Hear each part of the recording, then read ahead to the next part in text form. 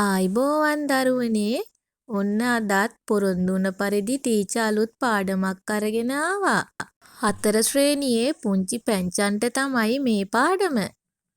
ඔන්න අද ටීචර් මලක කොටස් කියලා දෙන්න යන්නේ. අපි බලමුද මලක තියෙන කොටස් මොනවද කියලා.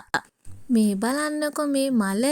මේ මලේ තියෙනවා රේණු, කලංකය, පත්‍ර, ඩිම්බය, ඩිම්බ කෝෂය, නටුව, මණිපත්‍ර මේ මලේ කොටස් ගොඩාක් තියෙනවා. මේ කොටස් එකතු වෙලා තමයි ලස්සන මලක් නිර්මාණය වෙන්නේ. බලන්නකො දරුවනේ මේ වද මල දිහා.